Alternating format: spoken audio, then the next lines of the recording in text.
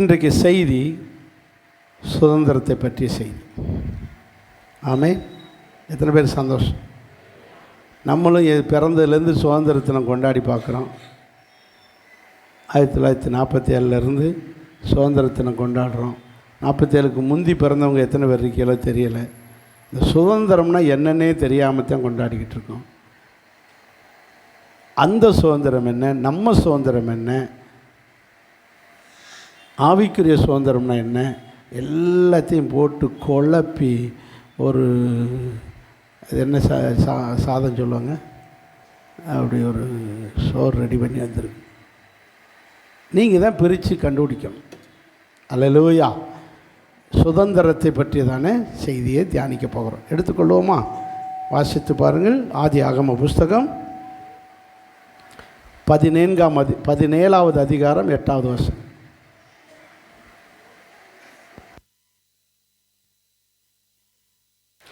நீ பரதேசியாய் தங்கி வருகிற இந்த கானான் தேசம் முழுவதையும் உனக்கும் உனக்கு பின்வரும் உன் சந்ததிக்கும் நித்திய சுதந்திரமாக எடுக்கிறீங்களா இல்லையா? நித்திய சுதந்திரமாக கொடுத்து நான் அவர்களுக்கு யாராயிருப்பேன்? தேவனாயிருப்பேன். நல்ல பிதாவே, இந்த வசனத்தை தியானிக்க போகிறோம். ஆவியானவர் எங்களோடு பேசுங்கப்பா. இந்த சுதந்திரத்தின் ஆழத்தையும் அர்த்தத்தையும் புரிந்து கொள்ள எங்களுக்கு உதவி செய்யுங்க. நீங்கள் எங்களுக்கு டீச் பண்ணி நாங்கள் ஆண்டவரே தேசத்தில் சுதந்திரத்தோடு வாழ்வது போல ஆண்டவரே எங்கள் ஆவிக்குரிய ஜீவியத்தில் நாங்கள் ஒரு சுதந்திரவாளியாய் வாழ எங்களுக்கு உதவி செய்யும். எங்களுக்கு ஒரு சுதந்திரத்தை தரணுமே ஆண்டவரே, இயேசுவின் நாமத்தில் பிதாவே. ஆமீன்னு சொல்லலை ஆண்கள் பக்கம். நீங்கள் ஆமீன்னு சொன்னால் தான் அக்செப்ட் பண்ணதுன்னு என் ஜெபத்தை ஒத்துக்கிட்டது மாதிரி அர்த்தம். மோசே சொல்லுவார், ஜனங்க எல்லாரும் என்ன சொல்லுவாங்க? ஆமீன். இல்லைன்னா அவர் கிருபை என்றும் உள்ளதுன்னு சொல்லுவாங்க. அப்படி சொன்னாதான் நம்ம 2 பேரும் இணைஞ்சு செபிச்சது கிடையாது. நானும் நீங்களும் இணைஞ்சு செபிச்சது கிடையாது. ஆமீன். அல்லேலூயா. சரி, இந்த சுதந்திரம் என்ற வார்த்தை 2 அர்த்தத்தை உடையதாக இருக்குது. 2 அர்த்தம். சுதந்திரம்னா என்ன? ஆங்கிலத்திலே இண்டிபெண்டன்ஸ், இன்ஹெரிட்டன்ஸ் அல்லது ஹெரிட்டேஜ். ஹெரிட்டேஜ் 2 வார்த்தைகள் பயன்படுத்தணும். 3 வார்த்தை இருக்குது, ஆனால் 2 அர்த்தம் தான். 2 வார்த்தைக்கும் அர்த்தம். இன்ஹெரிட்டன்ஸ், ஹெரிட்டேஜ் 2மே 2 அர்த்தம் தான், ஒரே அர்த்தம் தான். நிறைய மதுரையிலலாம் ஒரு ஹோட்டல் பேர் என்னது? ஹெரிட்டேஜ். உங்களுக்குள்ளதை போய் என்ன செஞ்சுக்கோங்க? சுதந்திரித்துக்கொள்ளுங்க. அந்த ரூமை உங்களுக்குள்ளது சுதந்திரித்துக்கோங்க. ரூமை சுதந்திரித்துக்கோங்க. ஹெரிட்டேஜ்னு ஒரு ஹோட்டல் இருக்குது, 5 ஸ்டார் ஹோட்டல்.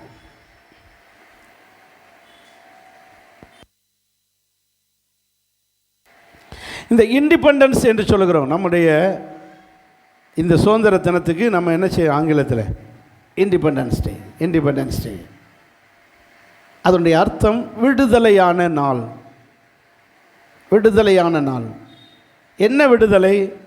இந்திய தேசம் வெள்ளைக்காரர்கள் என்ற ஒரு குறிப்பிட்ட நபரிடத்திலிருந்து இந்த தேசம் என்ன செஞ்சது? விடுதலையான. இஸ்ரவேல் ஜனங்களுக்கு கானான் தேசத்தை நித்திய சுதந்திரமாக கொடுத்திருந்தார். நான் சொல்கிறது நல்லா கவனிச்சிட்டோம். கானான் தேசத்தை அவர்களுக்கு நித்திய சுதந்திரம். அவங்களுடைய முற்பிதாவாகிய ஆபிரகாமுக்கு தான் அந்த தேசம் கொடுக்கப்பட்டது. அந்த தேசத்தை உனக்கு மட்டும் இல்லைப்பா மகனே, உன் சந்ததிக்கே இந்த தேசம் எப்படி இருக்கும்? நித்திய சுதந்திரம். ஆனால் அந்த தேசத்தில் அவர்கள் வாழாமல் எகிப்தில் போய் 400 வருஷமாக வாழ்ந்துட்டாங்க. இப்போ எகிப்திய மன்னனாகிய பார்வோனிடத்திலே அடிமையாயிருக்கிறார்கள். பார்வோன் ஆகிய எகிப்தியர்களிடத்திலே அடிமையாயிருக்கிறார்கள். அந்த எகிப்து தேசத்திலிருந்து அவர்களுக்கு என்ன கிடைச்சது? சுதந்திரம், இண்டிபெண்டன்ஸ், விடுதலை கிடைத்தது. எகிப்து தேசத்திலிருந்து அவர்களுக்கு விடுதலை கிடைத்தது. இந்தியாவுக்கு வெள்ளைக்காரர்களிடத்திலிருந்து சுதந்திரம் கிடைச்சது. இஸ்ரவேலர்களுக்கு எகிப்திலிருந்து சுதந்திரம் கிடைச்சது, அதாவது பார்வோனிடத்திலிருந்து சுதந்திரம் கிடைச்சது. நமக்கு சாத்தானிடத்திலிருந்து சுதந்திரம் கிடைச்சது. ஆமேன்னு சொல்லுவீங்களா? எல்லாரும் சேர்ந்து ஒரு அல்லேலூயா சொல்லுவோமா? நமக்கு சாத்தானிடத்திலிருந்து என்ன கிடைச்சிருக்கு?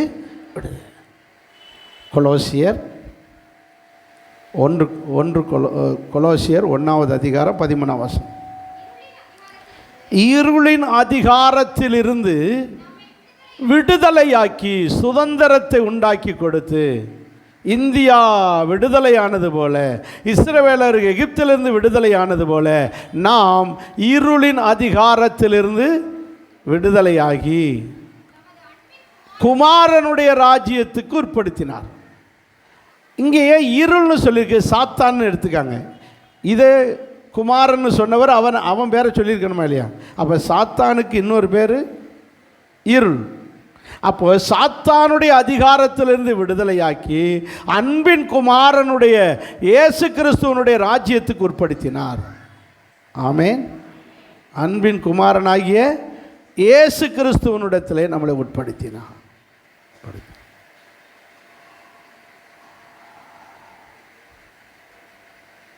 நல்லா கவனிக்கணும். நம்மை இருளின் அதிகாரத்திலிருந்து அல்லது சாத்தானுடைய பிடியிலிருந்து சுதந்திரம் பெற்றோம் அல்லது விடுதலை பெற்றோம். 3 சுதந்திரத்தை சொல்கிறேன். 3 பேருடைய சுதந்திரம். 1 இந்திய மக்களுடைய சுதந்திரம், 2 இஸ்ரவேல் ஜனங்களுடைய சுதந்திரம், அவர்களுக்கு இண்டிபெண்டன்ஸ். எகிப்திலிருந்து விடுதலையான நாள் தான் அவங்களுக்கு என்ன நாள்? Independence day. நமக்கு சொல்லுங்க, சாத்தானிடத்திலிருந்து விடுதலையான நாள் அல்லது ரட்சிக்கப்பட்ட நாள், அதுதான் நமக்கு இண்டிபெண்டன்ஸ் டே. ஞாபகம் இருக்கா? சாத்தானிலிருந்து விடுதலையான நாள், அதுதான் நமக்கு என்ன நாள்? சுதந்திரமான நாள். அது வரைக்கும் அவன் நம்மளை பாடாப்படுத்திட்டு போகிறேன் அனுமதிக்கிறேன் போகிறேன்னு சொல்லிட்டு இருப்பான். அதிலேருந்து இப்போ இல்லை பாஸ், அன்னைக்கு ஜோம் பண்ணதுலேருந்து இல்லை, இந்த பிசாசு விலகிருச்சு, நல்லா இருக்கேன். அப்போ உங்களுக்கு என்ன வந்துருச்சு? விடுதலை வந்துருச்சு. ஸோ என்னைக்கு பிசாசு பிடியிலிருந்து நாம் விடுதலையாக்கப்பட்டோமோ அன்னைக்கு தான் நமக்கு சுதந்திரத்தினம். இது ஆவிக்குரிய சுதந்திரம், அது தேசத்தின் சுதந்திரம், அது இஸ்ரவேலர்களுடைய சுதந்திரம். இதுக்கு பேர் இண்டிபெண்டன்ஸ். இன்னொரு சுதந்திரம் இருக்குது, ஹெரிட்டேஜ் அல்லது இன்ஹெரிட்டன்ஸ். அப்படின்னா ஒரு காரியத்தை சுதந்தரித்துக் கொள்வது அல்லது சொந்தமாக்கி கொள்வது, இன்ஹெரிட்டன்ஸ். இப்போ பாருங்கள், நான் சொல்லும்போது உங்களுக்கு புரியும். இஸ்ரவேல் ஜனங்கள் எகிப்திலிருந்து விடுதலையானது ஒரு சுதந்திரம். அவர்கள் போய் கானான் தேசத்தை சுதந்தரித்து கொண்டார்கள், சொந்தமாக்கி கொண்டார்கள். எத்தனை பேர் புரியுது? அது ஒரு வகையான சொல்லுங்க சுதந்திரம். அதை அந்த தேசத்தை பிடித்து கொள்ளுவது அல்லது அந்த தேசத்தை சொந்தமாக்கி கொள்ளுவது ஒரு வகையான சுதந்திரம்.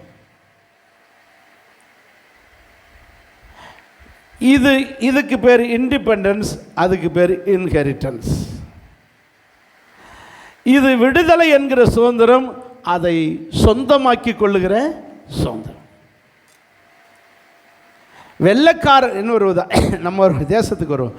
வெள்ளைக்காரன்ட்டு விடுதலையானது ஒரு சுதந்திரம். அதுக்கு பிறகு இந்த தேசத்தை சொந்தமாக்கி கொண்டு இதை நாமே ஆளுகை செய்வது, நம்ம கண்ட்ரோலுக்குள் இந்த தேசத்தை கொண்டு வந்தது ஒரு சுதந்திரம். ஒன்று வெள்ளைக்காரன்ட்டு விடுதலை அடைஞ்சது ஒரு சுதந்திரம், அடுத்து இதை சொந்தமாக்கி கொள்ளுவது ஒரு சுதந்திரம். இதுக்கு பிறகு என் தேசம். கவனிக்க வேண்டிய சத்தியம். இப்போ நமக்கு வாங்க ஆவிக்குரிய சுதந்திரம். சாத்தான்கிட்ட விடுதலை பெற்றது ஒரு சுதந்திரம்.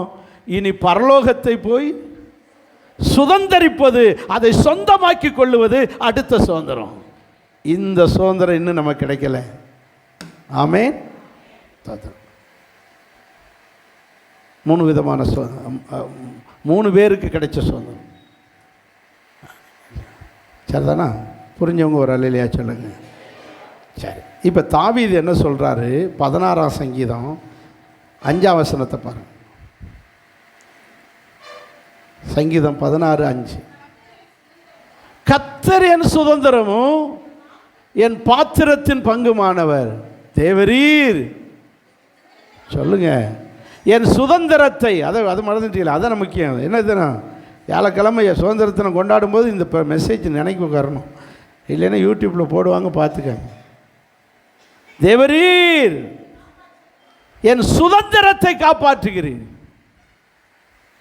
சுதந்திரம் பெற்றோம் வெள்ளைக்காரன் இருந்து, அதுக்கு பிறகு சுதந்திரத்தை காப்பாற்றுகிறீர். இன்னைக்கு வர சுதந்திரத்தை ஏன் காப்பாற்றுகிறீர்? இந்த சுதந்திரத்தை பறிக்க சைனா ஒரு தடவை யுத்தம் பண்ணி வந்தான், பாகிஸ்தான் 4 தடவை யுத்தம் பண்ணி வந்தான். இவங்களோடலாம் இந்த தேசத்தை போயிடாதபடிக்கு தேவரீர் இந்த தேசத்தை காப்பாற்றினீர். சுதந்திரத்தை தந்தவர் அந்த சுதந்திரத்தை காப்பாற்று. அவர் சொல்லுகிறார், கர்த்தர் என் சுதந்திரம். அவர்களுக்கு இந்திய தேச சுதந்திரம், இஸ்ரவேலர்களுக்கு கானான் தேச சுதந்திரம், நமக்கு சொல்லுங்க கர்த்தரே சுதந்திரம். நமக்கு கர்த்தர் தான் சொத்து, கர்த்தர் தான் தேசம். புரிஞ்சவங்க மட்டும் அல்லேலூயா சொல்லுங்க. இந்த கர்த்தரை தொடர்ந்து நாம் அனுபவிக்கப்படாதபடி, இந்த கர்த்தரோடு இருக்கக்கூடாதபடி, கர்த்தருடைய நன்மைகளை அனுபவிக்கக்கூடாதபடி இந்த சுதந்திரத்தை பறிக்க பார்க்கிறார்கள். சாரி,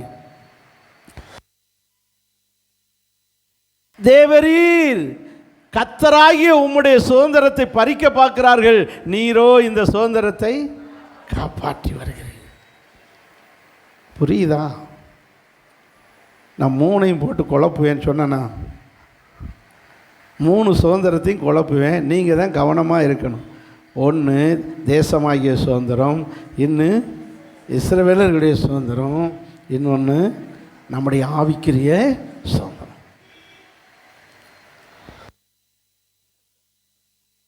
வாக்கு தத்துவத்திலேருந்தே சொல்லிடுவோம். ஏன்னா இன்னும் 2 பாயிண்ட் இருக்குது வாக்கு தத்துவத்தில், அதுலேருந்தே பேசுவோன்னே ஜோமன்னு. சரி, நம்ம ஜனங்களுக்கு ஆவியானவர் தான் உணர்ந்து அவங்களுக்கு நமக்கு இருக்கிற ப்ரிவிலேஜஸ், நம்முடைய சுதந்திரமே தெரியாமல் இருக்கணும். அதனால் சுதந்திரத்தை பற்றி கொஞ்சம் சொல்லணும் தான் இதை எடுத்து. ஆண்டுடைய நடத்துதல் தான், ஆவியானவர் தான் இதை கொடுத்தார். அதுக்கு பிறகு அவர் தான் செய்தியை தர்றார், பாயிண்ட்ஸ் எல்லாம் அவர் தான் தருவார். சரி, ரைட். ஒரு பெற்றோருக்கு பிள்ளை பிறக்குது. 127ஆம் சங்கீதம் 4ஆம் வசனம் மனப்பாடமாக சொல்லுங்கள். பிள்ளைகள்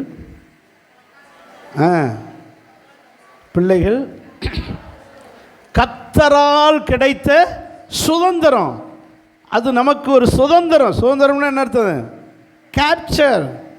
அது நமக்கு நம்ம அனுபவிக்க, எப்படி இந்த தேசத்தின் சுதந்திரமாக்கி இந்த தேசத்தின் நன்மைகளை அனுபவிக்கிறோமோ, நமக்கு பிள்ளைகளை தந்து பிள்ளைகளால் நமக்கு என்ன கிடைக்கிறது? நன்மைகள். அதனால தான் பிள்ளைகள் என்கிற சுதந்திரத்தை தந்திருக்கிறார். பிள்ளைகள் என்ற சுதந்திரம். பிள்ளைகளாலே என் பிள்ளை தலையெடுத்த பிறகு என் கஷ்டமே மாறிச்சு பாஸ்டர் சொல்லுவாங்க, பார்த்துருக்கீங்களா? அப்போ பிள்ளைகள் வந்து தலையெடுத்து நல்ல வேலைக்கு போய் சம்பாதிக்கும் போது அந்த பெற்றோருடைய கஷ்டம் மாறும். அப்போ இந்த பிள்ளைகளை கர்த்தர் சுதந்திரமாக தந்திருக்கிறார். எப்படி இஸ்ரவேலர்கள் அங்கே சரியான சாப்பாடு இல்லாமல், சரியான இது இல்லாமல், எங்கள் எகிப்தில் இருந்தாலும் சரி, வனாந்தரத்தில் இருந்தாலும் சரி, நல்ல சாப்பாடு இல்லாமல் இருந்தாங்க. அவங்களுக்கெல்லாம் கர்த்தர் கொடுத்த வாக்குத்தத்தம் என்ன? உங்களுக்கு ஒரு சுதந்திரம் அங்கே ரெடியாக இருக்குது. உங்கள் முற்பிதாவாகி ஆபிரகாமுக்கு கொடுத்த சுதந்திரம் அந்த கானான் தேசம் இருக்குது. அது பாலும் தேனும் ஓடுகிற நல்ல தேசம். இதே போல நமக்கு ஒரு சுதந்திரம் இருக்கிறது. கர்த்தரே சுதந்திரம். ஆமென். அது பாலும் தேனும் ஓடுகிற சுதந்திரம். எது? கர்த்தர். அவர்கிட்ட வந்தாச்சு, அவர் என்ற சுதந்திரத்தை நமக்கு தந்தாச்சு. இந்த தேசத்தின் கர்த்தரின் சுதந்திரத்தை அனுபவிக்க போகிறோம். ஆமென். சுதந்திரம் புரிய வேண்டும். ஆவிக்குரிய சுதந்திரம், உலக பிரகாரம். இப்போ இந்தியா சுதந்திரம் வாங்கி, இந்தியா வெள்ளைக்காரனை துரத்தி விட்டு அவன்கிட்டருந்து விடுதலை கிடைச்சி இந்த இந்தியாவை நம்ம சொந்தமாக்கின பிறகு என்னெல்லாம் இந்தியாவில் அனுபவிக்கிறோம்? தங்கம், புதையல் இல்லையா, இரும்பு, என்னென்ன இந்த தேசத்திற்கு எல்லாத்தையும் யார்தான் எடுத்து அனுபவிக்கிறான்? நம்ம இந்தியர்கள். இந்த தேசத்தின் நன்மைகளை எல்லாம் அனுபவிக்கிறோம். இதுபோல் அந்த கானான் தேசத்தின் நன்மைகளை இஸ்ரவேலர்கள் அனுபவித்தார்கள். இந்த தேசத்தின் நன்மைகளை நம்முடைய இந்தியர்கள் அனுபவித்தார்கள். அதுபோல் ஆவிக்குரிய நன்மைகளை நாம் அனுபவிக்கிறோம். ஆமேன், ஆமேன். அப்போது நாம் விடுதலை பெற்றவர்களாய், சுதந்திரம் பெற்றவர்களாய் இருக்க பழக வேண்டும். சத்தமாக ஒரு அல்லேலூயா சொல்லுவோம். எல்லாரும் சேர்ந்து ஒரு அல்லேலூயா சொல்லுவோம். நாம் கவனிக்க வேண்டிய ஒரு சத்தியம், இந்த சுதந்திரம் எப்படி கிடைக்கும்? சுதந்திரம் எப்படி கிடைக்கும்? கிடைச்சது. சுதந்திரம் எப்படி கிடைச்சது? சுதந்திரத்துக்காக போராடினார்கள். தேசத்தின் சுதந்திரத்துக்கு வருவோம். தேசத்தின் சுதந்திரத்துக்காக நம்முடைய பிதாக்களாகிய காந்தி, மகாத்மா காந்தி, பண்டிதர் ஜவஹர்லால் நேரு, சுபாஷ் சந்திர போஸ், நம்ம இதெல்லாம் நேஷனல் லீடர். நம்ம இந்தியாவில், தமிழ்நாட்டில் எத்தனையோ தலைவர்கள், காமராஜர், முத்துராமலிங்க தேவர் ஐயா, அவர் யார், கொடிகாத்த குமரன், இப்படி நிறைய சுதந்திர போராட்ட வீரர்கள் இருக்காங்க. இவங்கெல்லாம் அந்த காலத்தில் தன் உயிரையே கொடுத்து இந்த தேசத்தின் சுதந்திரத்துக்காக என்ன செய்தார்கள்? அடி ஓத்த ஜெயிலு எல்லாம். ஒரு வஉசி சிதம்பரம், அவர் வஉசி சிதம்பரம் பிள்ளை, அவர்லாம் பாருங்கள் பெரிய பணக்காரர். அவர்லாம் ஜெயிலில் கிடந்தார். சொத்துக்களை எல்லாம் விற்று சுதந்திரத்துக்காக போராடினார். மகாகவி பாரதியார், இப்படி பெரிய பெரிய ஆட்கள் எல்லாரும் போராடித்தான் நமக்கு எதை வாங்கி தந்துட்டு போயிருக்காங்க? சுதந்திரம். இவங்கெல்லாம் தேசத்துக்காக, சுதந்திரத்துக்காக போராடின ஃப்ரீடம் ஃபைட்டர்ஸ் என்று ஆங்கிலத்தில் அழகாக பேர் வச்சுருங்க. சுதந்திர போராட்ட பேர். இது பேர் சொல்கிற அளவுக்கு இன்னும் எல்லாம் எத்தனை பேர் ஊருக்கு இருந்தாங்க ஃப்ரீடம். இஸ்ரவேலர்களுக்கு சுதந்திரம் எப்படி வந்துச்சு? மோசே, ஆரோன் போன்ற தலைவர்கள் போய் பார்வோனோடு பேசி எடுத்து ஆண்டவர் அற்புதங்களை செய்ய வச்சு எடுத்து எகிப்திலிருந்து அவர்களுக்கு என்ன கிடைச்சது? பார்வோன்கிட்டருந்து சுதந்திரம் கிடைச்சது. இவர்களால், காந்தி, நேரு போன்றவர்களாலே இங்கே நமக்கு சுதந்திரம். ஆவிக்குரிய ஜீவியத்தில் வரும்போது நமக்கு சுதந்திரம் எப்படி கிடைச்சது? ஆவிக்குரிய சுதந்திரம் எப்படி கிடைச்சது? வாசிங்க, ரோமர் 4:16, 4:16.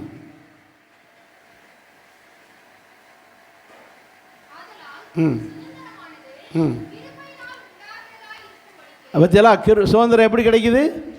கிருபையாய் கிடைச்சது. நமக்கு சுதந்திரம் நம்ம ஒருத்தரும் போராடலை. யார்கிட்ட போய் வாங்கணும் சுதந்திரம்? சாத்தான்கிட்ட இருந்து. அப்போ சாத்தானோடு நம்ம போராடலை, நமக்கு கிருபையாக கிடைச்சது. அப்படின்னா சாத்தானோடு போராடி நமக்கு சுதந்திரத்தை ஒருத்தர் வாங்கி கொடுத்தாரு. ஒத்தையா தனியாக நின்று. அவர் தான் யார்? பரவாயில்லையே, பிரசங்க அழகாக புரியுது. இந்த ஃபர்ஸ்ட் சர்வீஸ் ஆட்களுக்கு தான் புரியுது. நல்லா தெளிவாக இருக்கிய அல்லையா? சொல்லுங்கள் பார்க்கலாம். அவங்களுக்கு புரிய வச்சு அப்புறம்தான் புரிஞ்சது. 10 நிமிஷம் 15 நிமிஷம் பிறகு. ஆமேன். நமக்கு ஆவிக்குரிய சுதந்திரத்தை தந்தவர் இயேசு கிறிஸ்து ஃபைட் பண்ணார். அவர் ஃப்ரீடம் ஃபைட்டர். யார் சொல்லுங்க? ஏசப்பா ஃப்ரீடம் ஃபைட்டர். அவர் சாத்தானோடு போராடி நமக்கு என்ன வாங்கி கொடுத்துருக்காரு? சுதந்திரம் வாங்கி தந்திருக்காரு. அந்த சுதந்திரத்தை நம்ம என்ன செய்கிறோம்? கிருபையாக அனுபவிக்கிறோம். நம்முடைய தாத்தாக்கள் காந்தி, நேரு போன்ற பெரிய அவங்க ஃப்ரீடம் ஃபைட்டர்ஸ், அவங்க வாங்கி கொடுத்த சுதந்திரத்தை எப்படி நம்ம இன்றைக்கி ஓசியில் அனுபவிக்கிறோமோ அப்படி தான் அனுபவிச்சுட்ருக்கோம். இதுபோல் ஆவிக்குரிய காரியத்தில் ஏசப்பா சாத்தானுடைய தலையை நசுக்கி அவனுடைய அதிகாரத்திலிருந்து நம்மளை விடுதலையாக்கி நம்மளை சுதந்திரவாளியாக்கி சுதந்திரமாக்கி கொடுத்திருக்கிறார். ஆகவே நமக்கு சுதந்திரம் எப்படி கிடைச்சது? இயேசு கிறிஸ்து மூலம் கிருபையாய் கிடைத்தது. சத்தம் ஒரு அல்லேலூயா சொல்லுவோமா? எல்லாரும் சேர்ந்து ஒரு அல்லேலூயா சொல்லுவோமா? இதை புரியாது, நம்ம கஷ்டப்படாதனால தெரியலை. சாத்தான் பேய் பிடிச்சிருக்கின்றோம், பேய் பிடிச்ச பிறகு அந்த பேயிட்டேருந்து விடுதலை வாங்கி கொடுக்க என்ன பாடுபடுறோம். யார் தான் வர வேண்டியிருக்கு? இயேசு தான் வரணும். அவர் வந்து சொன்னாத்தே அந்த பேய் என்ன செய்யுது? போகுது. அவர் பேரை சொல்லணும், இல்லைன்னா அவர் நேரம் வரணும். அப்போ இயேசு கிறிஸ்து மூலம்தான் நமக்கு என்ன வருது? விடுதலை. அதைத்தான் சொன்னோம் கொலோசியர்ல, இருளின் அதிகாரத்திலிருந்து அவர் நம்மளை விடுதலையாக்கி, சாத்தானுடைய அதிகாரத்திலிருந்து நம்மளை விடுதலையாக்கி, அன்பின் குமாரனாகிய இயேசு கிறிஸ்துவனுடைய ஆளுகைக்குள்ளே கொண்டு வந்திருக்கிறார். Government of India,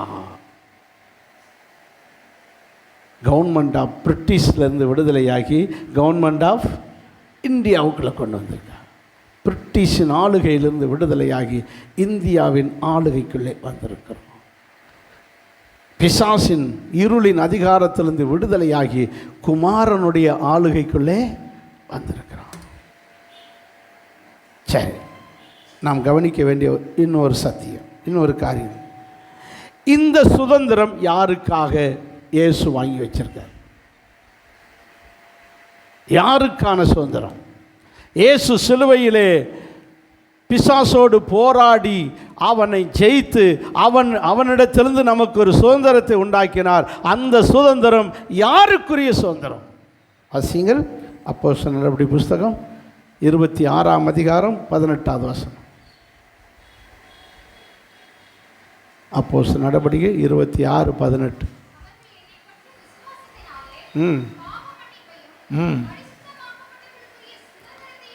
பெற்றுக்கொள்ளும்படியாக. யார் சுதந்திரத்தை பெற்றுக்கொள்ளும்படியாக? சொல்லுங்க. பரிசுத்தமாக்கப்பட்டவர்களுடைய சுதந்திரம். அப்போ இந்த சுதந்திரம் ஏசப்பா சம்பாதிச்ச சுதந்திரம், சிலுவையில் சம்பாதிச்ச சுதந்திரம். யாருடைய சுதந்திரம்? பரிசுத்தமாக்கப்பட்டவர்களுடைய சுதந்திரம். அப்போ நமக்காக ஒரு சுதந்திரம் உண்டாக்கப்படும். ஏன்? நாம் பரிசுத்தமாக்கப்பட்டவர். எப்படி நம்மளை பரிசுத்தமாக்கினார்? என்றைக்கு ஏசப்பாட்ட வந்து, ஆண்டவரே நான் ஒரு பாவின்னு அறிக்கை செய்து நம்முடைய பாவத்தை அறிக்கை செய்கிறோமோ, இயேசு கிறிஸ்துவின் ரத்தம் சகல பாவங்களையும் கழுவி நம்மளை யாராக்குது? பரிசுத்தப்படுத்துது. ஒரு பாத்திரத்தை தண்ணியை ஊற்றி கழுவுவது போல இந்த இருதயத்தை அவருடைய ரத்தம் நம்மளை என்ன செய்தது? கழுவினது. இந்த இயேசுவின் ரத்தம் நம்முடைய இருதயத்தை கழுவுவதற்கு நாம் ஒன்று செய்யணும். 9ஆம் வசனத்தில் 1 யோவான் 1:7 இயேசு கிறிஸ்து வாசிங்க.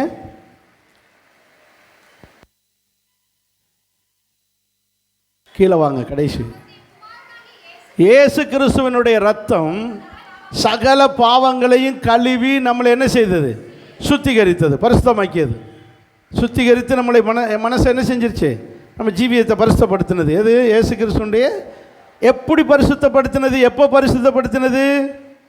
9ஆம் வசனம். நம்முடைய பாவங்களை நாம் அறிக்கை செய்த போது, அறிக்கையிட்டால் பாவங்களை நமக்கு மன்னித்து நம்மளை சுத்திகரிப்பதற்கு அவர் உண்மையும்.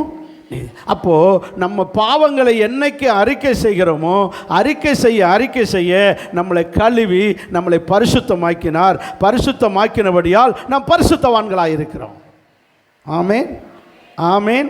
அவருடைய இரத்தத்தினாலே கழுவப்பட்ட பாத்திரங்கள், அவருடைய இரத்தத்தினாலே கழுவப்பட்ட பரிசுத்தவான்கள். இந்த இரத்தத்தினாலே கழுவப்பட்ட பரிசுத்தவான்களுக்காக ஒரு சுதந்திரத்தை இயேசு உண்டாக்கினார். ஆமென். புரிஞ்சுதா? அப்போ ஆவிக்குரிய சுதந்திரம், அந்த 2 சுதந்திரம் கிடக்கட்டும். எது? இந்திய சுதந்திரம், இஸ்ரவேலர் சுதந்திரம். இஸ்ரவேலருடைய சுதந்திரமும் இந்தியா சுதந்திரமும் கிடக்கட்டும். ஒரு எக்ஸாம்பிளுக்கு தான் எடுத்தோம். ஆனால் நமக்கு மெயின் என்ன சுதந்திரம்? நம்ம ஆவிக்குரிய சுதந்திரம் தான் முக்கியம். இதை புரிய வைக்கிறதுக்கு தான் அவங்க 2 பேரும் எடுத்தது. சரி, இப்போ நமக்கு ஆவிக்குரிய சுதந்திரத்தை உண்டாக்கி கொடுக்க இயேசு கிறிஸ்து நமக்காக ஃப்ரீடம் ஃபைட்டராக சாத்தானோடு போராடி அவனிடத்திலிருந்து நமக்கு என்ன உண்டாக்கினார்? சுதந்திரத்தை உண்டாக்கி விடுதலையை, ரட்சிப்பு என்று பேர் வைக்கிறோம். சுதந்திரம், விடுதலை, ரட்சிப்பை உண்டாக்கி வச்சார். ரைட். இப்போ இந்த இயேசு கிறிஸ்து மூலம் நமக்கு இன்னொரு சுதந்திரம் உண்டாக்கப்பட்டிருக்கிறது. அந்த சுதந்திரத்தை நாம் போய் அடைய வேண்டும். எப்படி எகிப்திலிருந்து விடுதலை என்ற சுதந்திரத்தை அடைந்து அடுத்து கானான் தேசம் என்ற சுதந்திரத்தை போய் அடைந்தார்களோ, அதுபோல சாத்தானுடைய பிடியிலிருந்து விடுதலை என்ற சுதந்திரத்தை அடைந்தோ, இனி நாம் ஒரு சுதந்திரத்தை அடைய போகிறோம். எதை? பரலோகம் என்ற சுதந்திரத்தை அடைய போகிறோம். அதைத்தான் சொல்லுகிறார். வாசிங்கள். 1 பேதுரு 1 அதிகாரம் 5 வசனத்தை பாருங்கள். கடைசி வரைக்கும் வாங்க சிஸ்டர், கடைசி வரைக்கும் வாங்க. உங்களுக்கு அந்த சுதந்திரம், அப்படி வாங்க சத்தம் ஒரு அலையிலையா சொல்லுங்க. ஏங்க, சாத்தான்கிட்டருந்து விடுதலை ஆனதே ஒரு சுதந்திரம். அதுக்கு பேர் இண்டிபெண்டன்ஸ். இனி போய் நாம் அனுபவிக்க போகிற சுதந்திரம், அதுக்கு பேர் என்னது? இன்ஹெரிட்டன்ஸ். அதுதான் என்னது? பரலோகம். பரலோகம் என்ற சுதந்திரத்தை நாம் போய் சுதந்திரிக்க போகிறோம். கேப்சர், அந்த சுதந்திரத்தை அனுபவிக்க போகிறோம். நமக்கு ஒரு சுதந்திரம் பரலோகத்திலே. சொல்லுங்க, வாஸ்தாது சொல்லுங்க. ஒரு 4 குரல் தான் கேட்குது. என்ன ஆச்சு உங்களுக்கு? சாப்பிட்டு தானே வந்தீங்க. நாங்கள் தான் 6 மணிலேருந்து கத்திக்கிட்டு கிடக்கோம். நீங்கள் நல்ல ஒரு புடி பிடிச்சிட்டு தான் வந்திருப்பியேன்னு நினைக்கிறேன். சாப்பிட்டீங்களா? இல்லையா? அதான் நான் அல்லேலியாவே காணமேன்னு பார்த்தேன். விடுதலை என்ற சுதந்திரம் கிடைச்சிருச்சு சாத்தான்கிட்டருந்து. ஆனால் கானான் தேசம் போல ஒரு சுதந்திரம் அங்கே வைக்கப்பட்டிருக்கிறது. எங்கே? பரலோகம். அதைத்தான் சொல்கிறார், நம்முடைய சுதந்திரம், உங்களுக்கான அந்த சுதந்திரம் பரலோகத்திலே வைக்கப்பட்டிருக்கிறது. ஆமேன், ஆமேன். அந்த சுதந்திரம் பரிசுத்தவான்களுக்குரிய சுதந்திரம். எங்கே படித்தோம்? அப்போஸ்தலர்கள் படித்தோமா? யாருடைய சுதந்திரம்? பரிசுத்தவான்களுக்குரிய சுதந்திரம். அது பரலோகத்தில் வைக்கப்பட்ட சுதந்திரம். அந்த சுதந்திரத்துக்கு எல்லாரும் போக முடியாது, பரிசுத்தவான்கள் மட்டும்தான் போக முடியும். அநியாயக்காரர் எப்படி சொல்லிக்க தெரியுமா? 1 கொரிந்தியர் 6 அதிகாரம் 9-10 வசனத்தை வாசித்தீங்கன்னா,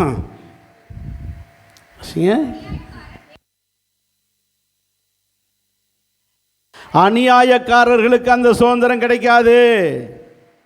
அடுத்து கீழே வருங்க, கடைசி வரி, கடைசி வரி 10 வசனம். தேவனுடைய ராஜ்யத்தை யாரு? உதாசீனர், கொள்ளைக்காரர். ஒரு லிஸ்ட் சொல்றாரு. இந்த அநியாயக்காரர், அக்கிரமக்காரர், உதாசீனர், கொலைகாரர், வேசி மார்க்கத்தார், விக்கிரகாரர், இவங்களுக்கெல்லாம் அந்த பரலோகத்தின் சுதந்திரம் கிடையாது. அது யாருக்கு மட்டும்? பரிசுத்தவான்களுக்கு மட்டும். அதனால அந்த சுதந்திரத்துக்கே பேரு பரிசுத்தவான்களுக்குரிய சுதந்திரம். அது எங்கே வைக்கப்பட்டிருக்கிறது? பரலோகத்தில். இவ்வளவும் தெரிஞ்சிட்டு பரலோகம் வரலைன்னு வச்சுக்கோங்க, எப்படி இருக்கும்? எப்படி இருக்கும்? அவங்க ரோட்டில் போகிறவங்களுக்கு தெரியாது.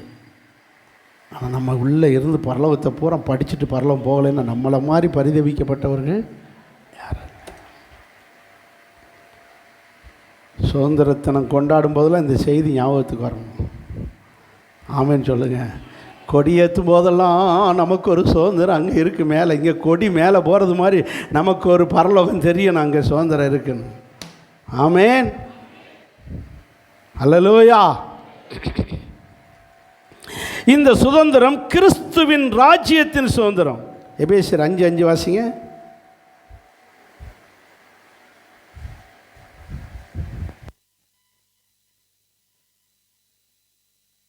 கடைசி கடைசி கடைசி பொருளாசைக்காரனாவது அசுத்தனாவது தேவனுடைய ராஜ்யமாகிய கிறிஸ்துவின் ராஜ்யத்திலே சுதந்திரம் அடைவதில்லை.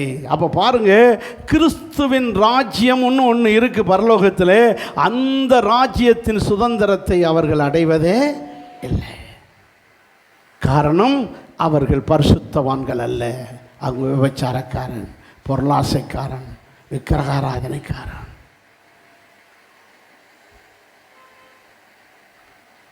Praise the Lord. சத்தமா ஒரு அல்லேலூயா சொல்லுவோம். Praise the Lord, praise the Lord. நல்ல கவனிங்க. இந்த பரலோகத்தில் இருக்கிற இந்த சுதந்திரம் எப்படிப்பட்டது? 1 பேதுரு 1:4 வாசிங்க.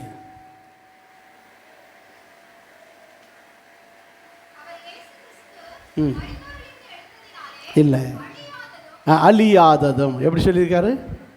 அழியாததும் மாசற்றதும் வாடாததுமாகிய சுதந்திரத்துக்கு ஏதுவாக. பரலோகத்தில் இருக்கிற சுதந்திரம் எப்படிப்பட்டது? அழியாதது. இந்தியா பெற்ற சுதந்திரத்தை அழிக்க வாய்ப்பு இருக்குது. சைனா படையெடுத்து வந்தானே அழிச்சிட்டு போயிடுவாங்க. இந்தியா பெற்ற சுதந்திரத்தை அமெரிக்கா படையெடுத்து வந்தான்னா, ரஷ்யா படையெடுத்து வந்தான்னா இந்திய சுதந்திரம் கதை காலி முடிஞ்சது. ஆனால் பரலோகத்தில் நமக்கு வச்சிருக்கிற சுதந்திரத்தை யாரும் அழிக்கவே, அது அழியாதது. அடுத்து மாசற்றது, சுத்தமானது. இங்கே ஊழலானது. எது? இந்தியா வாங்கின சுதந்திரம் பூரா ஊழல் சுதந்திரம். வெள்ளைக்காரனை துரத்திட்டு கொள்ளைக்காரன்ட்ட போய் மாட்டிக்கிடுச்சு நாடு. இது ஊழல் சுதந்திரம், அது மாசற்ற சுதந்திரம். அடுத்தது வாடாத சுதந்திரம். நல்லா கவனிக்க வேண்டிய சத்தியம் தேவனுடைய பிள்ளைகளை. இந்தியா வாங்கின சுதந்திரம் இழந்து போன சுதந்திரம், இழந்து போகும். இந்த சுதந்திரம் அழிஞ்சு போகும், இழந்து போக வாய்ப்பு இருக்குது. ஆனால் இயேசு கிறிஸ்து நமக்கு வச்சிருக்கிற ஆவிக்குரிய சுதந்திரமாகிய பரலோக சுதந்திரம், அது பரிசுத்தவான்களுக்குரிய சுதந்திரம், அது வாடாத சுதந்திரம், அது அழியாத சுதந்திரம், அது கிறிஸ்துவின் ராஜ்யத்தின் சுதந்திரம். இன்னும் ஒரு வசனத்தை சொல்கிறேன், வாசிங்க. 1 கொரிந்தியர் எபிரேயர் நிருபம் 9:15. எபிரேயர் 9:15 அந்த பரலோக பரிசுத்தவான்களுக்குரிய சுதந்திரத்தை பற்றி சொல்லி. எபிரேயர் 9:15 வாசிங்க.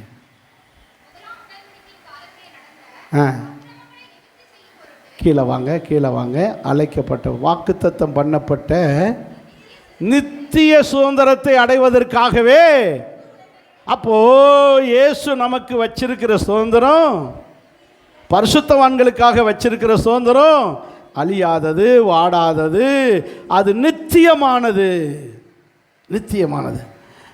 இஸ்ரவேல் ஜனங்களுக்கு கர்த்தர் கொடுத்த சுதந்திரம் எது? கானான் தேசம். அப்படி தானே? ஆபிரகாம்கிட்ட என்ன சொன்னார்? முதல் வசனம் ஆதியாகமம் 17:8 சொல்லுங்க. கானான் தேசத்தை நீ பரதேசியாக சஞ்சரித்து வருகிற இந்த கானான் தேசம் முழுவதையும் உனக்கும் உன் பிள்ளைகளுக்கும் உன் சந்ததிக்கும் என்ன சுதந்திரம்? அதனால தான் இன்றைக்கு வர இஸ்ரவேலர்கள் என்ன செய்கிறாங்க? எங்கள் நாடுன்னு சொல்கிறாங்க. எதை? இஸ்ரேல் தேசத்து. என்ன செய்கிறாரு? இப்போ ஒரு போன வாரத்தில் கூட இஸ்ரேல் பிரதமர் பெஞ்சமின் நெதன்யாகு அவர் சொல்கிறாரு, இது பாலஸ்தீனிய தேசத்தை நாங்கள் வந்து ஊட பிடிச்சிக்கிட்டோன்னு சொல்லி எங்களை ஐநாவில் தப்பாக சொல்கிறாங்க. இல்லை, நீங்கள் ஹிஸ்ட்ரியை பாருங்கள், 4000 வருஷ ஹிஸ்ட்ரியை பாருங்கள். இது எங்கள் தேசம், எங்கள் முற்பிதாவாகிய ஆபிரகாமுக்கு கொடுத்த தேசம், இது நாங்கள் வாழ்ந்த தேசம். நாங்கள் இடையில AD 70 ஏசப்பா பிறந்து 70 நாங்கள் இந்த தேசத்தை ரோம அரசாங்கத்தால் சிதறப்பட்டோம், நாங்கள் இழந்து போனோம். அதற்கு பிறகு நாங்கள் மறுபடியும் இப்பொழுது கிட்டத்தட்ட 1970 வருஷம், கிட்டத்தட்ட 2000 வருஷமாக நாங்கள் இந்த தேசத்தில் இல்லாமல் போயிட்டோம். அந்த நாட்களில் பெலிஸ்தியர்களாகிய இந்த பாலஸ்தீனியர்கள், பெலிஸ்தியர்கள் என்கிற பாலஸ்தீன் என்று அழைக்கப்படுகிற இந்த பெலிஸ்தியர்கள் வந்து இந்த தேசத்தை பிடிச்சி வச்சுக்கிட்டு எங்கள் தேசம்னு சொல்கிறாங்க. உண்மையிலே இது எங்கள் தேசம், நீங்கள் ஹிஸ்ட்ரியை பாருங்கள், இனிமேல் அப்படி சொல்லாதீங்கன்னு பிரதமர் எடுத்து சொல்கிறார். இது எங்கள் தேசம், அது எங்கள் ஆண்டவர் எங்களுக்கு சப்போர்ட் பண்ணுவார், இது அவர் எங்களுக்கு வாக்கு பண்ண நித்திய தேசம், இது எங்களுக்குரிய தேசம் அப்படின்னு சொல்கிறாரு. ஆண்டவர் வசனத்தின்படி உண்மைதான். எந்த வசனத்தின்படி? இந்த 17-18 வசனத்தின்படி இது இஸ்ரவேல் ஜனங்களுக்காக நித்திய தேசமாய் நித்திய சுதந்திரமாய் கொடுக்கப்பட்டதையே அனுபவிக்காமல் 2000 வருஷம் ஓட்ட விட்டு விட்டாங்க. அதுக்கு காரணம் அவங்க செஞ்ச பாவம். ஏசப்பாவை சிலுவையில் அரைஞ்ச பாவத்துக்கு அனுபவிச்சிட்டாங்க.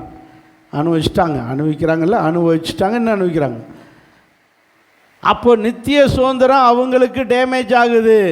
நம்மளும் நித்திய சுதந்திரத்தை இழந்துடக்கூடாது. புரிஞ்சவங்க அல்லையா சொல்லுங்க. நித்திய சுதந்திரம்னு கொடுத்த கானான் தேசத்திலே அவங்க ஓட்ட விட்டுட்டாங்க. அதை அனுபவிக்காமல் போயிட்டாங்க. நமக்கு ஒரு நித்திய சுதந்திரம் இருக்குது. எது? வாசிங்க எபிரேயர் 9:17, மறுபடியும் வாசிங்க 9:15.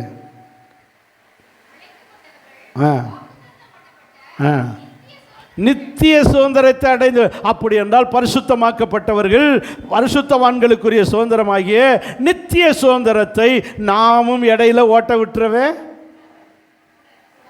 கூடாது. நீங்க ரட்சிக்கப்பட்டது உண்மை, ஞானஸ்நானம் எடுத்தது உண்மை, அபிஷேகம் பெற்றது உண்மை, திருவிருந்து எடுக்கிறது உண்மை. அதுக்காக இப்ப எப்படி இருக்கும்? சுதந்திரம் நம்மகிட்ட இருக்கா? நித்திய சுதந்திரத்தை அனுபவிக்கிறோமா? நித்திய சுதந்திரம் உங்களோடு இருக்கா? இஸ்ரவேல் ஜனங்கள் போல சுதந்திரத்தை இழந்துட்டு நிற்கிறோமா? நமக்குன்னு அந்த சுதந்திரம் இருக்கா? சுதந்திரம் நம்ம கண்ட்ரோலில் இருக்கா? யோசித்து பாருங்க. சுதந்திரத்தை அனுபவிக்கணும், நித்திய சுதந்திரம். இஸ்ரவேல் ஜனங்களை எடுத்துக்கங்க. இது ரெண்டாவது. முதல்ல ஒரு தடவை இழந்தாங்க. அவங்க இப்படித்தான் செஞ்சாங்க. எகிப்து தேசத்துக்குன்னு ஆபிரகாம், ஈசாக்கு, யாக்கோபு வாழ்ந்த தேசத்தை பேசாமல் இருக்காமல் 400 வருஷம் விட்டுட்டு போயிட்டாங்க. அப்புறம் மறுபடியும் கொடுத்தாங்க. அதுக்கு பிறகு பாபிலோனில் போய் 70 வருஷம் விட்டுட்டு போயிருந்தாங்க. அடிக்கடி இவங்க ஒழுங்கு இல்லாமல் சுதந்திரத்தை இழந்துக்கிட்டே இருக்காங்க. கிருபையாக கத்த திரும்ப திரும்ப கொடுத்துக்கிட்டே இருக்காரு. அதுபோல் நாம் அப்படி இழந்துடக்கூடாது. பெற்ற அபிஷேகத்தை இழந்துடக்கூடாது, பெற்ற சுதந்திரத்தை இழந்துடக்கூடாது, பெற்ற ரட்சிப்பை இழந்துடக்கூடாது, பெற்ற சுதந்திரத்தில் ஓட்ட விழுந்துடக்கூடாது. கவனமாக இருக்கணும். சுதந்திரத்தை தக்க வைக்கணும். சுதந்திரத்திலே உறுதியாக இருக்க வேண்டும். நமக்கு அதுபோல் திரும்ப திரும்ப தருவார் நினைச்சிடாதீங்க. ஒரு முறை ருசி பார்த்து அதை இழந்து போனவர் திரும்பவும் புதுப்பிக்கப்படுவது இம்பாசிபிள். இஸ்ரவேல் ஜனங்களுக்கு மாதிரி திரும்ப திரும்ப கானான் தேசம் கிடைச்ச மாதிரி நமக்கு கிடைக்கும் நினைக்கிறாங்க. நெவர். ஒரு தடவை தான் நமக்கு சான்ஸ். அந்த ஒரு சான்ஸ், ஒரே வாழ்க்கை. இந்த வாழ்க்கையை கரெக்டாக வச்சு இந்த பரலோகத்தை பற்றி கொண்டு நம்ம நித்திய சுதந்திரத்தை அனுபவிக்க அடைய போகலைன்னா நம்மளை மாறி பரிதவிக்கப்பட்டவர் யாரும் இல்லை. கவனமாக இருக்கணும். சுதந்திரத்தில் கவனம் இருக்கணும். சுதந்திரத்தில் கவனம் இருக்கணும். சரி, இந்த சுதந்திரத்தை நம்ம அடைய என்ன செய்யணும்? ஒரு 4 காரியம் இருக்குது. கடன்னு சொல்கிறேன். 4 காரியம் இன்னொரு, அதனால என்னோட கவனமாக இருங்க. நம்பர் 1, எபிரேயருக்கு எழுதின நிருபம் 11:8 இருங்க. அதுக்கு முன்னாடி வாங்க, கொலோசியர் 1:12 வாசிங்க. தம்பி கொலோசியர் எடு.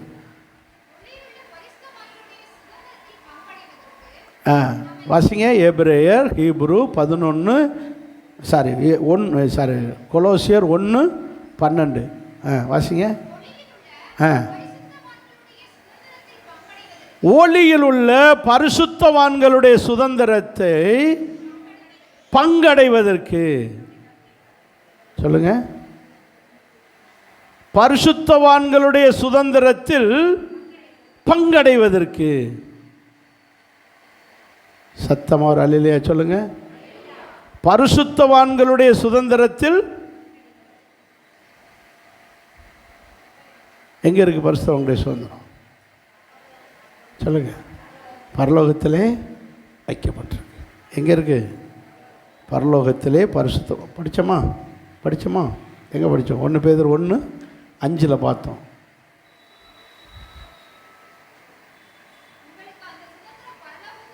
உங்களுக்கான சுதந்திரம் எங்கே வைக்கப்பட்டிருக்கிறது? அது யாருடைய சுதந்திரம்? பரிசுத்தவான்களுடைய சுதந்திரம். பட்சமா? அப்போ பரிசுத்தவான்களுடைய சுதந்திரம் பரலோகத்தில் என்ன செய்யப்பட்டிருக்கு? வைக்கப்பட்டிருக்கு. இப்போ வாங்க கொலோசியர் 1:12. டக்கு நடியா தம்பி. பரிசுத்தவான்களுடைய சுதந்திரத்திலே நாமும் போய் என்ன செய்யணும்? பங்கடையணும். எத்தனை பேருக்கு வாஞ்ச? ஒருத்தருக்கு வாஞ்ச இல்லையா? எனக்கு சொல்லுங்க பாஸ்டர், சீக்கிரம் முடித்தா போதும். தூக்கமும் கொட்டாவியும் இயேசு நாமம்.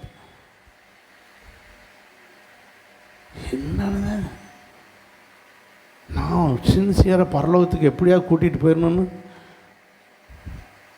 ஒன்று விடாமல் கூட்டு வரணும். ஒரு வாத்தியார் எப்படி 32 பிள்ளைகளையும் பாஸ் பண்ண வைக்கணும்னு ஆசைப்படுவாரோ? ஆமேன்னு சொல்லுங்க. அல்லேலூயா. என்னத்தையும் அவர் ஜஸ்ட் பாஸ் எடுத்து 35 எடுக்க வச்சா அது பாஸ் பண்ண வச்சிடணும். அது மாதிரி எப்படியாவது எல்லாரையும் பாஸ் பண்ண வச்சிடணும், ஏசப்பா வருகையில் எல்லோரும் பரலோகத்துக்கு போயிடணும்னு சொல்லி நானும் காலு கடுக்க நின்று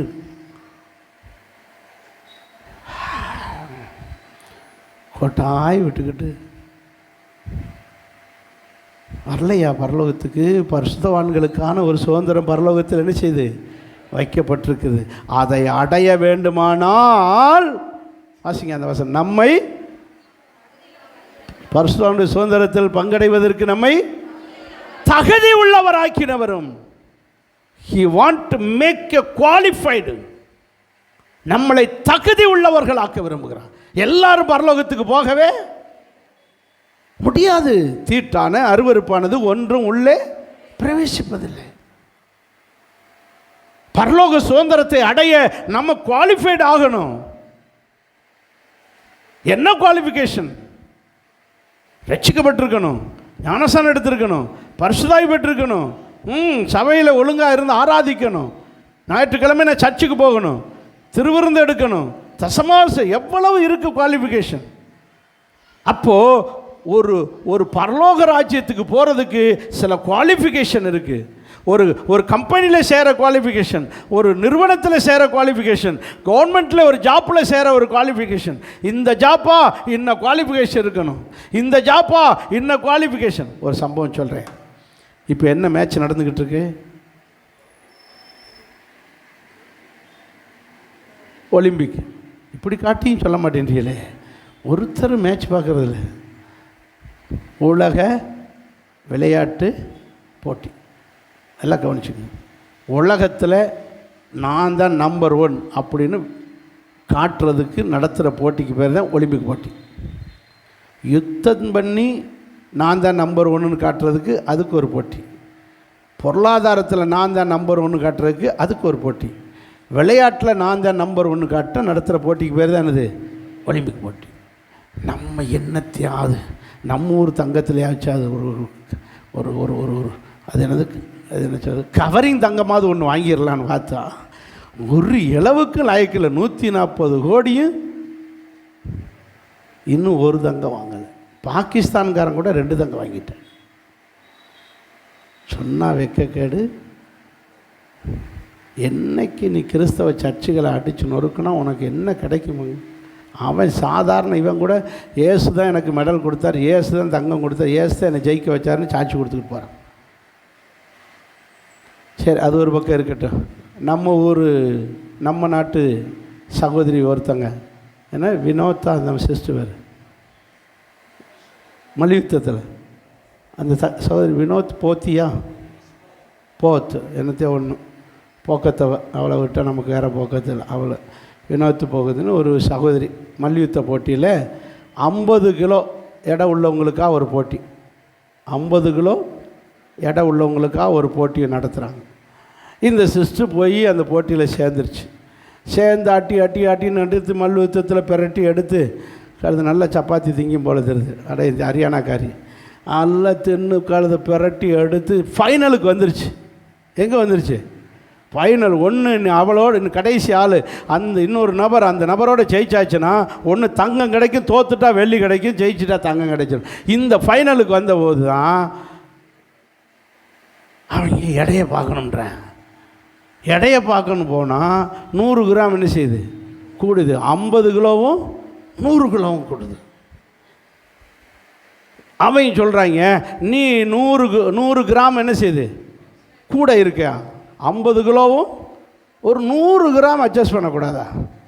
100 கிராம் கூட இருக்கு, அதனால இந்த போட்டியிலேயே நீ விளையாடவே தகுதி இல்லைன்னு அனுப்பிட்டான். இவன் 100 கிராம் தானே கூட இருக்குது. கழுதை என்ன பண்ணிடுவோம், முடிய கிடியெல்லாம் வெட்டி விட்டு விடிய ராத்திரி பூரா எக்ஸசைஸ் பண்ணி எப்படியாவது ஒரு 100 கிராம் என்ன செஞ்சிடணும், குறைச்சிடலான்னு பண்ணுனா குறைக்க முடியாமல் பண்ணின எக்ஸசைஸில் ஆகி சிக்காகி காலையில் குளுக்கோஸ் ஏறிக்கிட்டு இருக்கு. இது உங்களுக்கு எல்லாருக்கும் தெரிஞ்ச செய்தி தான், நான் ஒன்றும் புதுசாக சொல்லலை. நான் சொல்ல விரும்புகிறேன்னா, 50 கிலோவோட 100 கிராம் கூட இருக்குன்னு அவள் முதல்ல போட்டியில் ஆரம்பிக்கும் போதே செக் பண்ணி நீ தகுதி இல்லைன்னு சொல்லியிருக்கணுமா வேண்டாமா? அல்லது ஒவ்வொரு போட்டியும் ஆரம்பிக்கும் போதாவது ஒவ்வொருத்தரோடு மல்யுத்தம் பண்ணும்போதாவது செக் பண்ணியிருக்குமா வேண்டாமா? இவன் இடையில கொஞ்சம் தின்னு 100 கிராமை கூட்டியிருக்காள் இருக்கு. இப்போ என்ன பிரச்சனைனா, அந்த 100 கிராம்னால நீ இந்த போட்டியிலேயே தகுதியே இல்லை, உனக்கு ஒரு மெடலும் கிடையாது, நீ போயிருந்தாயே, ஒரு வெங்கலம் கூட கிடையாது உனக்கு, நீ ஒன்றுமே கிடையாது, இரும்பு கூட கிடையாது உனக்கு, ஓடிப்போ, இந்த போட்டியிலேயே விளையாடவே உனக்கு என்ன கிடையாது. இப்போ வாங்க நம்ம கதைக்கு. நீங்கள் எத்தனை கிராம் கூடியிருக்கீங்க?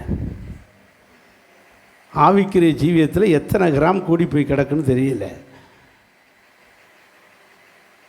பரலோகத்தில் ஒரு தூதன் நின்றுக்கிட்டு உனக்கு 100 கிராம் கூடி இருக்குது சிஸ்டர், நீங்கள் இங்கே வரவே சொல்லுவானா சொல்ல மாட்டானா?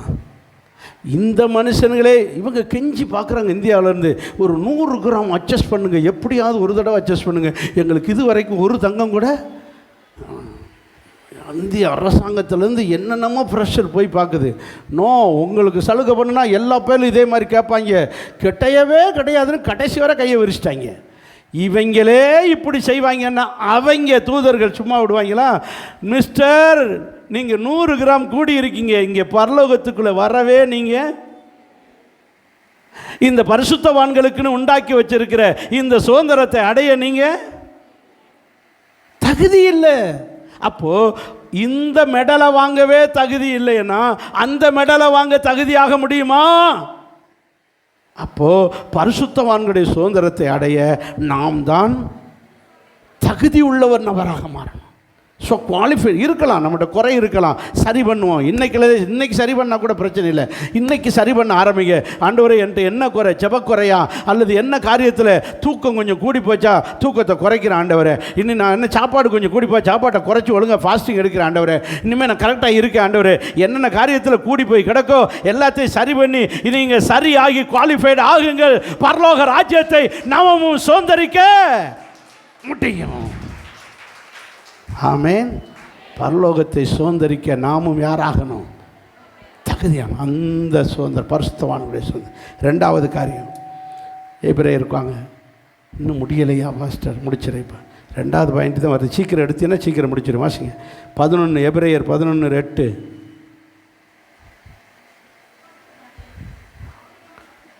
பரலோகத்தில் பரிசுத்தவான்களுக்கு வைக்கப்பட்ட சுதந்திரத்தை அடைய 2வது செய்ய வேண்டிய காரியத்தை பாருங்கள். ஆபிரகாம் விசுவாசத்தினாலே தான் சுதந்திரிக்க போகிற இடத்துக்கு போகும்படி கர்த்தர் அழைச்ச போது கீழ்ப்படிந்து போகிற இடம் என்னதென்று அறியாமல் புறப்படும். அப்போது ஆண்டவர் சொல்கிறாரு ஆபிரகாம்கிட்ட, நீ கல்தே தேசத்தில் கிடக்கிற, உனக்கு ஒரு சுதந்திரத்தை கானான் தேசம்னு ஒன்று வச்சுருக்கேன், நான் வச்சுருக்க சுதந்திரத்தை நீ அடைய வர்றியா வரலையாடா? வர்றதுன்னா வான்னா, உனக்கு ஒரு சுதந்திரத்தை என்ன வச்சுருக்கேன். என்ன சுதந்திரம்? கானான் தேசம். கானான் தேசம்னு ஒரு சுதந்திரம் வச்சுருக்கேன், நீ வா. நீ வந்துட்டாயினா உனக்கு மட்டும் இல்லை, உன் சந்ததிக்கே அந்த சுதந்திரத்தை தரப்போகிறேன், நீ வாடான்னு சொன்ன உடனே அந்த வார்த்தையை அப்படியே ஆபிரகாம் என்ன செய்தார்? விசுவாசித்தார். ஆமாம், நீங்கள் பரலோகத்தை யாரும் பார்த்ததில்லை. யாராவது பரலோகம் பார்த்துருக்கீங்களா? இல்லை. அப்போ நம்ம பரலோகத்தை நம்புகிறோம். ஆபிரகாம் இது போல தான் கானான் தேசத்தை அவர் பார்த்ததில்லை, ஆனால் கானான் தேசத்தை நம்பினார். அப்புறம் ஆண்டவர் அழைத்த உடனே அந்த வார்த்தையை விசுவாசித்தார். 2வது அந்த வார்த்தைக்கு கீழ்ப்படிந்தார். இதுபோல் இந்த வேத வசனத்துக்கு நாம் என்ன செய்யணும்? கீழ்ப்படியணும். இந்த கீழ்ப்படிதல் இருந்தால் அந்த தேசத்தில் பரிசுத்தவான்களுக்கு வைக்கப்பட்ட சுதந்திரத்தை நாமும் போய் என்ன செய்ய முடியும்? அடைய முடியும். வசனத்துக்கு கீழ்ப்படியணும். ஆபிரகாம் தேவனுடைய வார்த்தைக்கு அப்படியே கீழ்ப்படிந்தார். இது தேவனுடைய வார்த்தை. இந்த தேவனுடைய வார்த்தையாகிய வசனத்துக்கு கீழ்ப்படியணும். இது எப்படி முடியும்? இதெல்லாம் எப்படி கை கொள்ள முடியும்? இது எப்படி முடியும்னு நாம் சாக்கு சொல்லக்கூடாது. சொல்லிட்டாரு, செஞ்சுதானும். ஞாயிற்றுக்கிழமைனா சர்ச்சுக்கு தான் போகணும். தசமாவனா 10ல் 1 கொடுத்து தான் ஆகணும். ஜெபம்னா கண்ணை முடித்தான் ஜெபிக்கணும். பாட்டுனா கையை தட்டி தான் பாடணும். இப்படி சில ரூல்ஸ் இருக்குது. அவருடைய வார்த்தைக்கு அப்படியே கீழ்ப்படுகிறோமா? ஏசப்பா பாருங்க எபிரேயர் 5:8. சீக்கிரம் முடிக்க போகிறேன். சீக்கிரம் எபிரேயர் 5:8. ஏசப்பா பாருங்க, ஹீப்ரு. அவர் குமாரனாயிருந்து பட்ட பாடுகளினாலே கீழ்ப்படிதலை, ஒபீடியன்ஸை என்ன செய்தார்? கற்றுக்கொண்டார். அப்போ கீழ்ப்படிதல் என்பது உடனே வராது, படிக்கணும். அது ஒரு படிக்க வேண்டிய பாடம். கீழ்ப்படிதல் வெரைட்டிஸ் இருக்குது. கடவுளுக்கு எப்படி கீழ்ப்படியணும், பாஸ்டுக்கு எப்படி கீழ்ப்படியணும், வாத்தியாருக்கு எப்படி கீழ்ப்படியணும், புருஷனுக்கு எப்படி கீழ்ப்படியணும், அப்படி தானே சொல்லுங்க. சொல்ல மாட்டேங்க. பிள்ளைகளே பெற்றோருக்கு எப்படி கீழ்ப்படியணும்? கர்த்தருக்குள்ள கீழ்ப்படியணும். கர்த்தருக்குள்ள கீழ்ப்படியணும். எபேசியர் 6:1 சொல்லுங்க, பிள்ளைகளே உங்கள் பெற்றோருக்கு, உங்கள் அப்பா போய் பீடி வாங்கிட்டு வா, சிகரெட் வாங்கிட்டு வானா போகக்கூடாது. கர்த்தருக்குள்ளே போய் கடையில் போய் மளிகை ஜாமான் வாங்கிட்டு வானா வாங்கிட்டு வரணும். ஆமேன். பிள்ளைகள் பூரா கீழே இருக்காங்களோ? சரி, இருக்கட்டும். பிள்ளைகள் கர்த்தருக்குள்ளே கீழ்ப்படியணும். உங்கள் சொந்த புருஷனுக்கு, மனைவிகள்னா யாருக்கு கீழ்ப்படியணும் சொல்லுங்க? சொந்த புருஷனுக்கு, தாலி கட்டின புருஷனுக்கு கீழ்ப்படியணும். அவர் ஒருத்தருக்கு தான் கீழ்ப்படியறதில்ல, அவர் கூடவே இருக்கிறனால. மற்ற எல்லா ஆம்பளையும் சொன்னாலும் நம்புவாங்க, ஆனால் யார் சொன்னால் கீழ்ப்படியறதில்ல. அப்போது யார் மனைவிகள் யாருக்கு கீழ்ப்படியணும், பிள்ளைகள் யாருக்கு கீழ்ப்படியணும், வேலைக்காரர்கள் யாருக்கு கீழ்ப்படியணும், விசுவாசிகள் யாருக்கு கீழ்ப்படியணும்? விசுவாசிகள் யாருக்கு கீழ்ப்படியணும்? வாசிங்க எபிரேயர் 13:17. சீக்கிரம். இது நம்ம பாயிண்ட் இது. உங்களை நடத்துகிற போதகர்களுக்கு உங்கள் ஆத்துமாக்களுக்காக உத்தரவாதம் பண்ணுகிறவர்களாய் இருக்கிறபடியால் அவர் துக்கத்தோடு அல்ல, சந்தோஷத்தோடு இந்த பாஸ்டர் வேலையை செய்யும்படிக்கு அவருக்கு ரிப்பேர் ஆகி போச்சு. அவருக்கு என்ன செய்யுங்க? கீழ்ப்படிங்க. விசுவாசினா யாரு கீழ்ப்படியணும்? பாஸ்டர் சொல்ல கேட்கணும். நீங்கள்லாம் நல்லா தான் இருக்கு, நல்ல விசுவாசி, உங்களை ஒன்றும் சொல்ல முடியாது. 1-2 தான் இருந்துச்சு வெள்ளாடாக இருக்குது, மற்றது எல்லாமே என்ன ஆடு? கீழ்ப்படுகிற செம்மறியாடு. நல்ல விசுவாசி. அப்போது விசுவாசிகள் போதகருக்கு கீழ்ப்படியணும், பிள்ளைகள் பெற்றோருக்கு கீழ்ப்படியணும், மாணவர்கள் ஆசிரியருக்கு கீழ்ப்படியணும், மனைவிகள் புருஷனுக்கு கீழ்ப்படியணும். இப்படி ரூல்ஸ் இருக்குது. யாருக்கு எப்போ எந்தெந்த நேரத்தில் கீழ்ப்படியணும். உங்கள் வீட்டுக்காரர் சர்ச்சுக்கே போகக்கூடாது, இந்த மாதிரி ஆத்தால கும்பிடுன்னு சொன்னால் கேட்க முடியுமா? வீட்டுக்காரருக்கு எதில் கீழ்ப்படியணுமோ அதில் தான் கீழ்ப்படிய முடியும். இது உங்கள் ஆத்மா சம்மந்தப்பட்டது, அதுலெல்லாம் கீழ்ப்படிய முடியாது. குத்து விளக்கு ஏற்றவே முடியும். இப்படி நாம் என்னென்ன காரியத்துக்கு இதெல்லாம் படிக்கணும். எதில் கீழ்ப்படியணும், எதுக்கு கீழ்ப்படியக்கூடாது, இப்படி ஒரு பாடம் இருக்குது. அந்த பாடத்தை என்ன செய்யணும்? குமாரனாக இருந்தும் பட்ட பாடுகளினாலே எதை படித்தார்? கீழ்ப்படியலை படித்தார். கீழ்ப்படிதல் படிக்கணும். இப்படி கீழ்ப்படிந்து நாம் ஒரு வழியாக பரலோகத்துக்கு போக யாராயிரணும்? தகுதி, அந்த சுதந்திரத்தை அடைய தகுதி. இஸ்ரவேல் ஜனங்கள் எகிப்திலிருந்து புறப்பட்டு அந்த விடுதலை கிடச்சிருச்சு, அந்த சுதந்திரம் கிடச்சிருச்சு. வனாந்தரத்தில் நிற்கிறாங்க. இவங்க ஒழுங்காக கீழ்ப்படியாதனால அந்த கானான் தேசம் என்ற சுதந்திரத்தை அடையலை. அப்போ நாமும் ஒழுங்காக கீழ்ப்படிஞ்சாதான் பரலோகம் என்ற சுதந்திரத்தை நாமும் அடைய முடியும். ஆமேன், ஆமேன். கடைசியாக ஒன்று சொல்கிறேன், வாசிங்க. மாம்சம் ரத்தமும் தேவனுடைய ராஜ்யத்தை சுதந்திரிப்பதில்லை. இன்னும் நிறைய இருக்குது. கலாத்தியர் 3:29 எழுதிக்கங்க. வெளிப்படுத்தின விசேஷம் 22:7. இது ரெண்டையுமே வாசித்து காட்டி சொல்லிட்டு போகிறேன். வாசிங்க. கலாத்தியர் 3:29 வாசிங்க தம்பி. 29 தம்பி.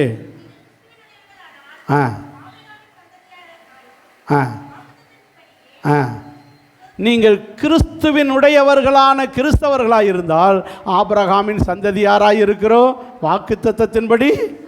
அப்போது கிறிஸ்துவின் உடையவர்களாய் மாறணும். யார்?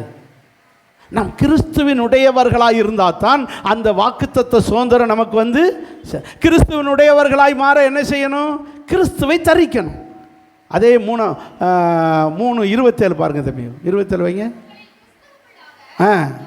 ஞானஸ்நானம் பெற்றவர்கள் எத்தனை பேர்களோ அத்தனை பேர் கிறிஸ்துவை. இப்போ கிறிஸ்துவை தரித்து கொண்டவர்கள் யாரு? ஞானஸ்நானம் பெற்றவங்க. ஞானஸ்நானம் பெறாதவங்கெல்லாம் கிறிஸ்து இல்லாதவர்கள். நீங்கள் சர்ச்சுக்கு வந்திருக்கிய, ஆனால் உங்கள் கூட யாரும் இல்லை. ஞானஸ்நானம் பெறாதவங்க யாராவது இருக்கீங்களா? கையை தூக்க மாட்டே, எனக்கு நல்லாவே தெரியும். ஞானஸ்தானம் பெறாதவர்களெல்லாம் கிறிஸ்துவினுடையவர்களே இல்லை, you are not belong to Christ. இப்போ கையில் பைபிள் வச்சுருக்கிய, அது யாருடைய பைபிள்? கேட்டவனு சொல்லி, அது ஏன் பைபிள் பாஸ்டர்? இது நான் கொண்டு வந்த பேக்கு, ஏன் பேக்கு? எவ்வளோ உரிமை கொண்டாடுறோம். இதே மாதிரி தான் நம்மளை பார்த்தவொன்னே ஏசு சொல்லுவார், இது ஏன் பிள்ளை, நான் ரட்சித்த பிள்ளை, நான் கழுவி பரிசுத்தப்படுத்தின பிள்ளை, இது ஏன் பிள்ளைன்னு அவர் நம்ம மேலே என்ன வரணும்? உரிமை கொண்டாடணும். ஏன்னா இப்படி கிறிஸ்துவை தரித்து கொண்டவர்கள் எத்தனை பேரோ அத்தனை பேரும் பரிசுத்தவான்களுடைய சுதந்திரத்தை அடைய குவாலிஃபைடு, தகுதி உள்ளவர்கள்.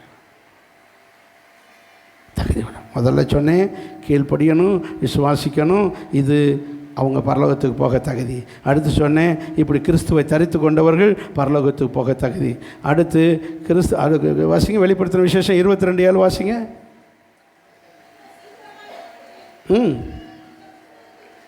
சொல்லுங்க. ஆ ஆ ஆ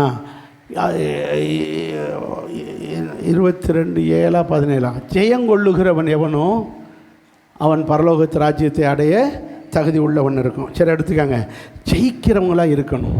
அப்போ தான் எதை சுதந்திரிக்க முடியும்? 2:7 22:7 தெரியல. சரி படி. வாசி அந்த வசனம் சொல்லுங்கள் சிஸ்டர். எத்தனை வசனம்? 21:7. Right, thank you. எல்லோரும் எழுதிக்காங்க. இந்த வசனம் சொல்லிவிட்டு வாசிங்க. நல்லா வாசிங்க. ஜெயங்கொள்ளுகிறவன் சொல்லுங்க, எல்லாவற்றையும் சுதந்திரித்துக் கொள்வான். சத்தமாக ஒரு அலையில சொல்லுங்க. அப்போ நாம் ஒவ்வொரு நாளுமே சாத்தானை என்ன செய்யணும்? சோதனையில் ஜெயிக்கணும், சாத்தானை ஜெயிக்கணும், ஒவ்வொரு காரியத்திலும் ஜெயிக்கணும். ஜெயிச்சு ஜெயிச்சு ஜெயிச்சு ஜெயிச்சு ஜெயிச்சு ஜெயிச்சு நாம் பரலோகத்தின் பரிசுத்தவான்களுக்கு என்று வைக்கப்பட்ட சுதந்திரத்தை நாம் போய், இஸ்ரவேலர்களுக்கு எகிப்திலிருந்து சுதந்திரம் கிடைச்சது, விடுதலை கிடைச்சது. ஆனால் கானான் தேசத்தை சுதந்திரித்தது சிலர் மட்டுமே. இதே போல் நமக்கு பிசாசிட்டிருந்து விடுதலை கிடைச்சிருச்சு. பரலோகத்தை சுதந்திரிக்கிற கிறிஸ்தவர்களாக இருப்போம், சுதந்திரத்தை அனுபவிப்போம். இப்போ ஒரு சுதந்திரம் அனுபவிக்கிறோம், அந்த சுதந்திரத்தை போய் அனுபவிக்க போகிறோம். கண்களை மூடி ஜெபம் பண்ணுவோம்.